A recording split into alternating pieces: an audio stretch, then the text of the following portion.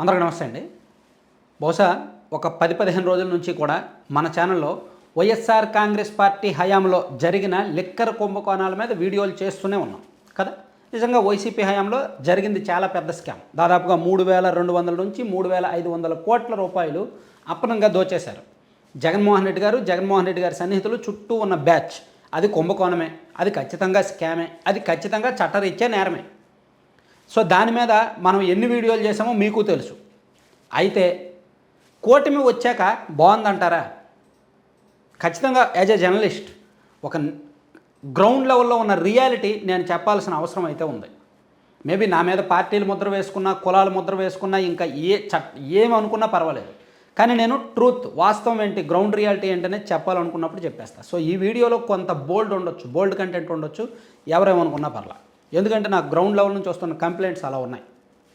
So కూటమి ప్రభుత్వం వచ్చిన తర్వాత, అంటే జగన్మోహన్ రెడ్డి గారి హయాంలో నిజంగా మద్యం క్వాలిటీ లేదు, నాణ్యత లేదు, ధరలు ఎక్కువ, సెంట్రలైజ్డ్ కరప్షన్ జరిగింది. ప్రతి కేసుకి కూడా 150 రూపాయల నుంచి 1000 రూపాయల వరకు పెద్ద ఆయన చేతుల్లోకి వెళ్ళింది, బిగ్ బాస్ చేతుల్లోకి వెళ్ళింది. దానిలో తలా కొంత పంచుకున్నారు. 10 మందో 15 మందో లబ్ధి పొందారు. వాళ్ళని పక్కన పెట్టేద్దాం. వైసీపీ హయాంలో జరిగింది కాసేపు పక్కన పెడదాం. సో కూటమి ప్రభుత్వం వచ్చిన తర్వాత ప్రైవేటు వర్తకులకు మద్యం దుకాణాలు ఇచ్చారు. ప్రైవేటు వ్యాపారస్తులు వాళ్ళ స్థాహత కొద్దీ మద్యం దుకాణాలు లైసెన్సుల ద్వారా దక్కించుకొని మద్యం నడుపుతున్నారు. అయితే ఏం జరుగుతోంది ఇప్పుడు? మీకు ఫస్ట్ ఉదాహరణలు చూపించాలా లేదా విషయం చెప్పాలా? ఫస్ట్ కొన్ని ఉదాహరణలు చూడండి. పక్కన ఈ ఉదాహరణ. పర్లేదు సార్, ఇప్పుడు మాట్లాడండి ఎవరు మాట్లాడండి.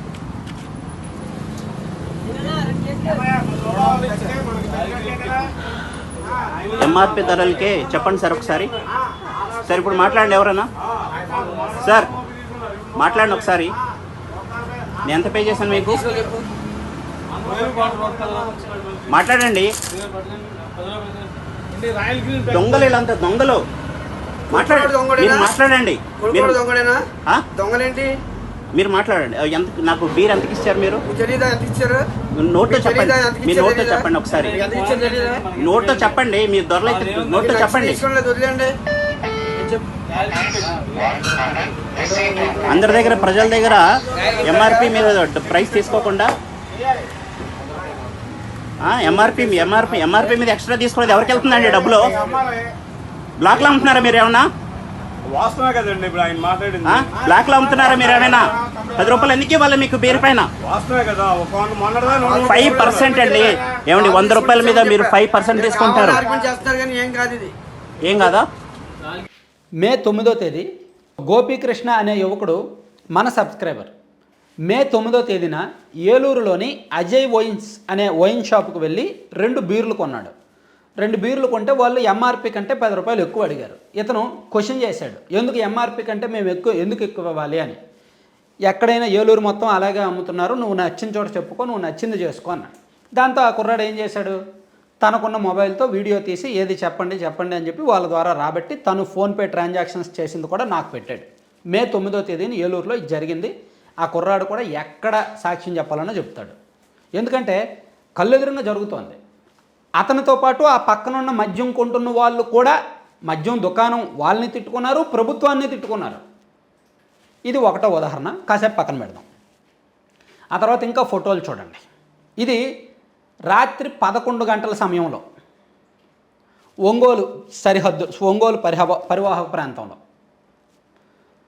10 గంటల తర్వాత ఒక వీధిలో ఒక మద్యం దుకాణం తెరిచి ఉంది. అక్కడ పర్మిట్ రూమ్స్, నిజానికి అన్ని చోట్ల పర్మిట్ రూమ్స్ లేవు, కానీ అక్కడే కొనడం అక్కడే తాగేయడం, అది ఊరు సరిహద్దులో. ప్లస్ ఎంఆర్పి కంటే 20 రూపాయలు ఎక్కువ కొని వాళ్ళు మరి తాగుతున్నారు. అది కాసేపు పక్కన పెడదాం. ఇప్పుడు మూడో ఉదాహరణ, మూడో సీసీటీవీ ఫుటేజ్ ఒకసారి మీరు చూడండి. ఇది తణుకు నియోజకవర్గం వేల్పూరు దగ్గర మార్చి నెలలో జరిగింది. ఇది అర్ధరాత్రి 2 గంటల సమయంలో ఒక కుర్రాడు రాడ్ తీసుకొని వైన్ షాపుకి వెళ్ళి బయటకు రావడంతో ఆ వైన్ షాపులో ఉన్న వ్యక్తిని రాడ్తో కొట్టాడు. సో దీనికి ముందు జరిగిన సంఘటన ఏంటంటే 12 గంటల సమయంలో అక్కడ వైన్ షాప్ దగ్గర గొడవ అయింది. అసలు అర్ధరాత్రి 12 వైన్ షాప్ ఎందుకు తెరిచింది? ఈ వైన్ షాపు పర్టికులర్గా తణుకు నియోజకవర్గం 24/7, అంటే నాట్ ఓన్లీ తణుకు, రాష్ట్రం మొత్తం ఇప్పుడు చెప్తున్నా. 24 గంటలు మద్యం అందుబాటులో ఉంటుంది.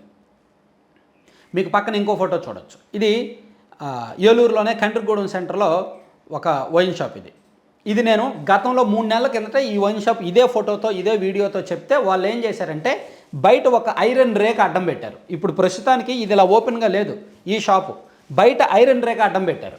ఐరన్ రేక్ అడ్డం పెట్టి ఎవరు కూడా వీడియోలు ఫోటోలు తీయకుండా జాగ్రత్త పడుతున్నారు. కానీ ఎంఆర్పీల కంటే ఎక్కువ రేటుకి అమ్మడం ఆపలేదు, టైమింగ్స్ ఫాలో అవ్వట్లేదు. అంటే మనం సమస్య చెప్తే దాన్ని సాల్వ్ చేయలా, ఈ సమస్య బయటికి కనిపించకుండా దాపరికం వ్యవహరించారనమాట. అంటే ఏ ఎక్సైజ్ డిపార్ట్మెంట్ వాళ్ళు సొల్యూషన్ వాళ్ళకి చెప్పుంటారు సలహా, ఒరే బాబు ఏ మీడియా వాడు వచ్చి వీడియోలు తీస్తాడు, నువ్వంతా రేకు లోపల పెట్టుకో, లోపల ఎవరికి వీడియోలు తినవకని ఎవడో చెత్త సలహా ఇచ్చి ఉంటాడు, అలా చేస్తున్నారు వాళ్ళు. సో ఈ ఉదాహరణలన్నీ నేను చెప్పాలంటే 100 చెప్పగలను, 100 ఏంటి 1000 ఉదాహరణలు చెప్పగలను, ప్రతిరోజు 100 ఉదాహరణలు చెప్పగలను. సో నేను చెప్పాల్సిన విషయం ఏంటంటే 24/7 24 గంటలు మద్యం దొరుకుతుంది. మద్యం షాపుల్లో అఫీషియల్గా షాపుల్లో దొరుకుతుంది. జస్ట్ షట్టర్ కొడితే చాలు వచ్చి మద్యం ఇస్తారు.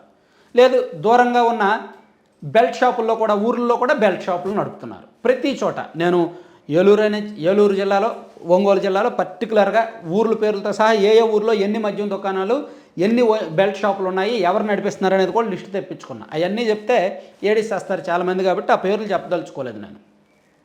సో దీనికి సంబంధించి ఎక్సైజ్ డిపార్ట్మెంట్ వాళ్ళకి ఒక జిల్లా స్థాయి అధికారికి నెలకు 5 లక్షలు, ఒక సిఐ లెవెల్ అధికారికి నెలకు 1.5 నుంచి 2 లక్షలు అలా ఇచ్చుకుంటూ వెళ్తున్నారనమాట. ఇది ఈ 2 జిల్లాల ఉదాహరణ, కానీ రాష్ట్రం మొత్తం జరుగుతోంది. సో అంతిమంగా నేను చెప్పదలుచుకున్నది ఏంటయ్యా అంటే, ఒకటి ఎంఆర్పీల కంటే ఎక్కువ అమ్ముతున్నారు. కూటమి ప్రభుత్వం వచ్చిన తర్వాత ఈ కొత్త మద్యం ఎంఆర్పీల కంటే ఎక్కువ అమ్ముతున్నారు. 2 24/7 రేయింబవళ్ళు వెచ్చలవిడిగా అమ్ముతున్నారు. 3 బెల్ట్ షాపులు, ఎక్కడికక్కడ వెచ్చలవిడిగా బెల్ట్ షాపులు. సో మరి దీన్ని ఏమంటారు? ఇది చట్టబద్ధమా? ఇది ఏ రూల్ ఆఫ్ లా ప్రకారం, ఎక్సైజ్ డిపార్ట్మెంట్లో ఏ రూల్స్ ప్రకారం బెల్ట్ షాపులో ఉన్నాయి, ఏ రూల్స్ ప్రకారం ఎంఆర్పీ కంటే ఎక్కువ అమ్ముతున్నారు, ఏ రూల్స్ ప్రకారం 24/7 మద్యం షాపులు అందుబాటులో ఉంటున్నాయి? ఎవరైనా చెప్పగలరా? సో ఇక్కడ మనకు కళ్ళెదురుగా కనిపిస్తోంది రూల్స్ బ్రేక్ చేస్తున్నారు అని. మరి ఆ బ్రేక్ చేస్తున్నందుకు మద్యం దుకాణదారులు ఏమైనా లబ్ధి పొందుతున్నారా, ఏమైనా సంపాదిస్తున్నారా అంటే పాపం వాళ్ళకు కూడా మిగిలింది ఏమీ లేదండి. నేను వీడియో చేసే ముందు కొంతమంది మద్యం దుకాణాలతో కూడా మాట్లాడా. వాళ్ళు కళ్ళమటి నీళ్ళు ఒక్కటే తక్కువ, వాళ్ళకి బ్రేక్ ఈవెన్ రావట్లా, కొన్ని చోట్ల బ్రేక్ ఈవెన్ రావట్లా, కొన్ని చోట్ల లాసుల్లో ఉంది, కొన్ని చోట్ల కాస్త ఒక 5% 10% మిగులుతుంది. ఎందుకు? వాళ్ళకి ఇచ్చే కమిషన్ 14%. వాళ్ళు ఎక్సైజ్ డిపార్ట్మెంట్కి అండ్ పొలిటీషియన్స్ని పెంచి పోషించినప్పటికీ అయిపోతుంది వాళ్ళ డబ్బు అంతా. సో ఈ ఓవరాల్గా మద్యం విధానం మార్చడం వలన మద్యం షాపులు లైసెన్స్ పొందిన వాళ్ళు బాగుపడలా, అమ్ముతున్న వాళ్ళు బాగుపడలా, సంపాదించుకోవాలా. ఎక్సైజ్ డిపార్ట్మెంట్ వాళ్ళు పొట్టను పెడుతున్నారండి. ఎక్సైజ్ డిపార్ట్మెంట్లో ఒక సిఐ లెవెల్కి నెలకు 2 లక్షలు ఇవ్వాల్సిందే సిండికేట్ ద్వారా, ఒక మండల స్థాయి సిండికేట్ ద్వారా. జిల్లా స్థాయి అధికారి అయితే నేను పర్టికులర్గా 3 జిల్లాల్లో ఎగ్జాక్ట్ పేర్లతో సహా ఎవరి ద్వారా క్యాష్ వెళ్తుంది, ఎవరి ద్వారా ఏం చేస్తుంది మొత్తం కనుక్కొని చెప్తున్నా 3 జిల్లాల్లో ఉదాహరణలో. సో ఒక జిల్లా స్థాయి అధికారి అయితే 5 లక్షల నుంచి 10 లక్షలు ప్రతి నెల వెళ్లాల్సిందే సిండికేట్ ద్వారా. ఇక జిల్లా స్థాయి అంటే ఇంక చూసుకోండి ఇంకెంత వెళ్తుందో. అలాగే ఎప్పుడు చెప్తే అప్పుడు మద్యం ఇవ్వాలి, ఎలా చెప్తారో. ఒక కానిస్టేబుల్ లెవెల్ అయితే వెళ్తారు, తీసుకుంటారు, చిన్న చిల్లర కొట్టుడు కొట్టుకుంటారు. సో ఇక్కడ ఈ విధానం మారిన తర్వాత, కూటమి ప్రభుత్వం వచ్చిన తర్వాత, ఈ విధానం మారిన తర్వాత ఎవరైనా ఎక్కువ సంపాదిస్తున్నారంటే ఎక్సైజ్ డిపార్ట్మెంట్ అధికారులు ప్లస్ ఎమ్మెల్యేలు. ఆల్మోస్ట్ ప్రతి నియోజకవర్గంలో కూడా ఎమ్మెల్యేలకి మద్యం నుంచి డబ్బులు వెళ్తున్నాయి. మద్యం సిండికేట్ నుంచి నెలకు 25 లక్షలు 30 లక్షలు వెళ్తూనే ఉన్నాయి. కొంతమంది ఎమ్మెల్యేలు దుకాణాల్లో వాటాలు తీసుకున్నారు, అరే 10% 20% వాటాలు తీసుకున్నారు. కొంతమంది ఎమ్మెల్యేలు నాకేం వాటాలు వద్దు, నెలకు 25 లక్షలు ఇచ్చాయి, ఒక్కొక్క షాపు నుంచి 25,000, ఒక్కొక్క షాపు నుంచి 50,000 నెలకు తీసి అలా మొత్తం నియోజకవర్గంలో ఒక 20 షాపులు ఉంటే 20 25,000 తీస్తే నెలకింత 50 లక్షలు. అలా వాళ్ళ స్థాయిని బట్టి, వాళ్ళ షాపు సంఖ్యను బట్టి నెల లబ్ధి పొందుతున్నారు.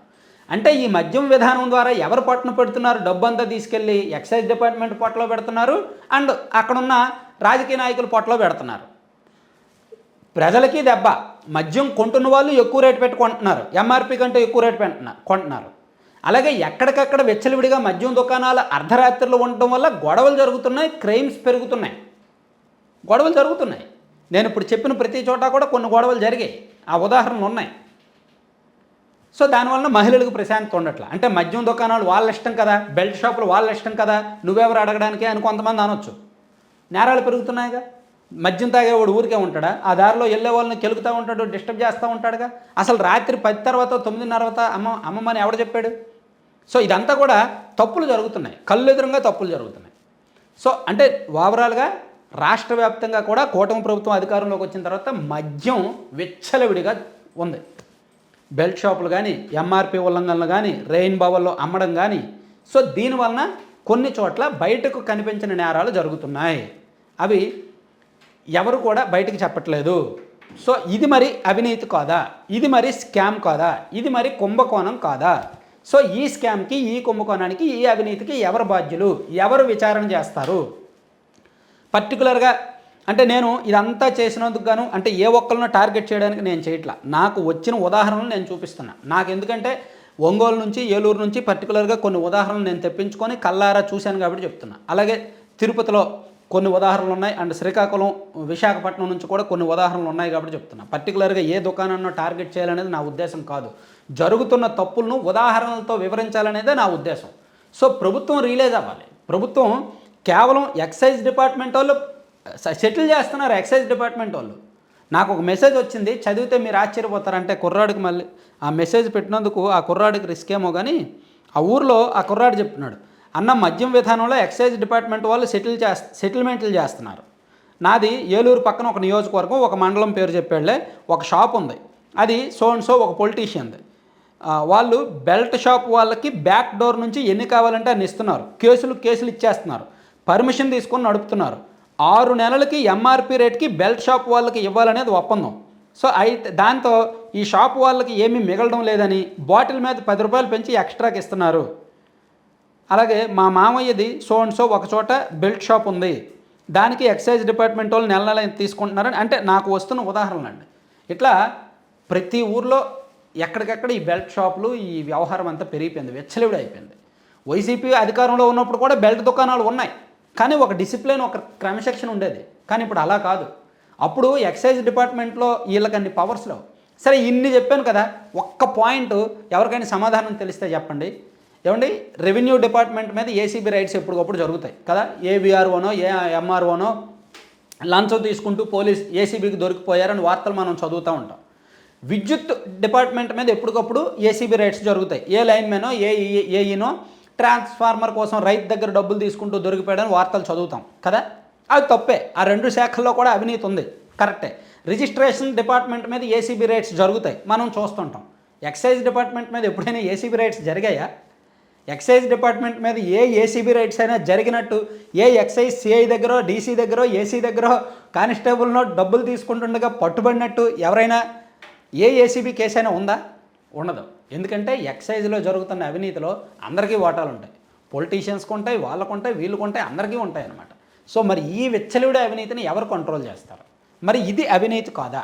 జగన్మోహన్ రెడ్డి గారి హయాంలో జరిగిన కరప్షన్ ఒప్పుకుందాం. 3,500 కోట్లు ప్రజాధనాన్ని లూటీ చేశారని ఒప్పుకుందాం. దానివలన కల్తీ మద్యం ఇచ్చి ఆరోగ్యాలు కూడా క్షీణించాయనే సంగతి ఒప్పుకుందాం. కానీ కూటమి వచ్చిన తర్వాత మద్యాన్ని ఏరులై పారిస్తున్నారు, మధ్యాంధ్రప్రదేశ్గా మార్చేస్తున్నారు, రెయింబవల్లో అమ్ముతున్నారు, బెల్ట్ షాపులు వెచ్చలవిడిగా నిర్వహిస్తున్నారు, ఎంఆర్పి కంటే ఎక్కువ అమ్ముతున్నారు. ఈ 3 కంట్రోల్ చేసే దమ్ము ఈ ప్రభుత్వానికి ఉందా? చాలా సీరియస్గా ప్రభుత్వం ఆలోచించాలి. ఎందుకంటే ఇది రాను ప్రభుత్వానికే వ్యతిరేకం. నాకు చెప్పిన ప్రతి ఒక్కరు ప్రభుత్వాన్నే తిడుతున్నారు. అన్న చంద్రబాబు గారు ఇది చెప్తారు మాటల్లో, లోకేష్ గారు ఇలా చెప్తారు, పవన్ కళ్యాణ్ గారు మాటల్లో ఇలా చెప్తారు, గ్రౌండ్ లెవెల్లో ఇలా జరుగుతుంది, మరి దీనికి సమాధానం ఎవరు అని అడుగుతున్నారు. సో అది నిజంగా ప్రభుత్వం సమాధానం చెప్పాలి. Thank you.